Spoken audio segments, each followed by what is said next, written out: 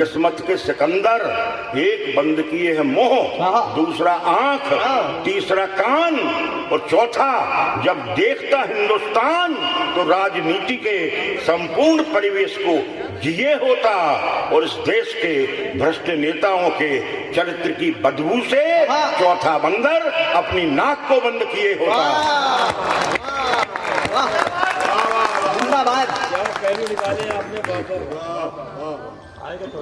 एक कहा था केवल 5 मिनट पढ़ना, क्योंकि मेरा हार्ट केवल 11% बचा है। नहीं, ये सत्य है। 3 डिवाइस मुझे लगे हुए हैं। बात नहीं दादा, जो मन हुआ। डॉक्टरों का ये कहना है एम्स के, 1-2 बार तो एम्स में भाई चेतन भी पहुंचे, दीपक भाई भी पहुंचे ऑपरेशन के समय। आप विश्वास नहीं करेंगे, 14 अटैक आ चुके हैं मुझे और एम्स में 16 ऑपरेशन में हुए हैं और अभी 3 माह पहले हुआ है। तो उन्होंने कहा कम पढ़ो भाई, लेकिन ये डिवाइस मुझे बचाए है और आप सबका प्रेम बचाए। चलता हूँ रेल यात्रा देखता हूँ। अच्छा, स्वागत। मित्रों, एक होता है पीढ़ियों का अंतर। क्योंकि अखबार का कार्यक्रम है, पत्रकार बंधु बैठे हैं और कुछ कोतमा से मेरे कवि मित्र भी आए हैं जो सामने बैठे हुए हैं। तो मित्रों, आपको जोड़ना चाहूंगा, पीढ़ियों का अंतर, जनरेशन गैप होता है। अगर घर में बूढ़े बाबा हैं, दादा हैं, पिता हैं, छोटे बच्चे हैं, तो छोटे बच्चे और बाबा में एक अनबोलापन आ जाता है। अभी मैं एक गेहूं का बोरा खरीद कर अपने घर ले गया, पिताजी से कहा ये गेहूं का बोरा 1800 रुपये का आया है। पिताजी बोले, मनोज, जब मैं तुम्हारी उम्र का था बेटा तो ये गेहूं का बोरा 18 रुपये में आता था। मैंने कहा खाली आता होगा। ये पीढ़ियों का अंतर है। आपके घर आंगन की बात करूंगा, 2-3 पंक्तियां हैं। अब ये बोरा अगर छत्तीसगढ़ का हो और दुर्ग का हो और उत्तर प्रदेश की राजधानी लखनऊ चला जाए तो मित्रों बोरा राज्यपाल भी बन जाता है। क्या तरीका है, वाह। मैंने नाम नहीं लिया मोतीलाल बोरा का, नाम नहीं लिया, इशारे में बात करता हूँ। सुनिएगा। इस पीढ़ी ने अभी 40-50 साल में जो देखा है उसे मैं रेखांकित कर रहा हूँ। मेरी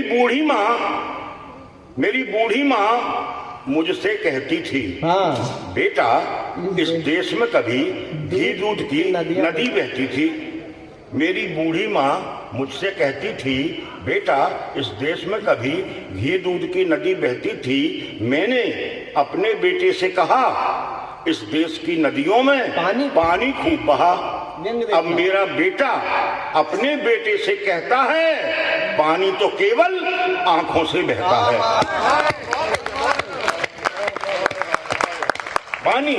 पानी तो केवल आंखों से बहता है और जिस दिन ये आंखों का पानी भी मर जाएगा, इस दौर का हर आदमी नई सदी में प्रवेश कर जाएगा।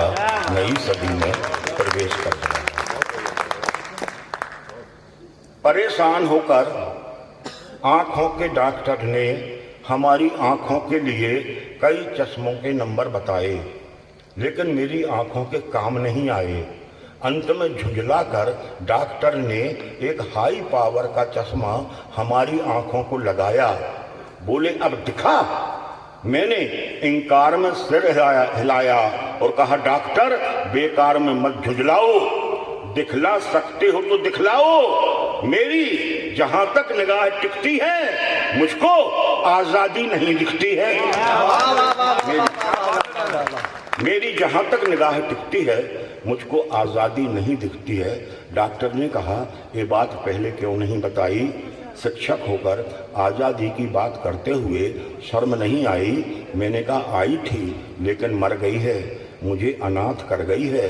डॉक्टर बोले, मजाक बंद करो। मैंने कहा, आजादी मजाक है, आजादी मजाक है। डॉक्टर बोले, बहुत बात घुमाते हो, कमाल है। मैंने कहा, कैसा कमाल है? ये आजादी की इज्जत का सवाल है। सुनते ही डॉक्टर ने कहा, अगर आजादी की इज्जत का सवाल है तो सुनो, आजादी है। आजादी है उन्हें शोषण करने की, हाँ। तुम्हें शोषित होने की, उन्हें हंसने की, तुम्हें रोने की आजादी है, आजादी है, आजादी है। मैंने कहा डॉक्टर न चैन है न आराम है, हाँ। जीना हराम है। डॉक्टर बोला आपसे आपसे आपसे कौन कहता है कि आप जिए, आप जिए, आप आजाद हैं, मरने के लिए मर जाइए। मैंने कहा डॉक्टर आप कोई तरीका बताइए। डॉक्टर बोले नदी में कूद के मर जाओ। हाँ। मैंने कहा सूखा पड़ा है, दूसरा उपाय बताओ। हाँ। डॉक्टर बोले रेलगाड़ी से कट के मर जाइए। हाँ। मैंने कहा रेलवे टाइम टेबल की हंसी मत उड़ाइए। हाँ। एक रात मनवीर भाई की लेट एक है। रात प्लेटफॉर्म पर जाकर बैठ गया था। जो ही ट्रेन आती दिखी दौड़कर पटरियों पर लेट गया था, लेकिन ट्रेन मुझे देखकर पटरियां छोड़कर आगे बढ़ गई। मैं तो बच गया और वह मजदूरों के झोपड़ों पर चढ़ गई। वाह, क्या बात है। डॉक्टर बोले जहर खा लीजिए। मित्रों ये दो पंक्तियां मेरे पूरे जीवन की सर्वश्रेष्ठ पंक्तियां हैं, सुनिएगा। स्वागत। डॉक्टर बोले जहर खा लीजिए। मैंने कहा डॉक्टर होकर आप कैसी बातें करते हैं? इस देश में लोग जहर से नहीं दवाइयों से मरते हैं। वाह वाह वाह वाह वाह।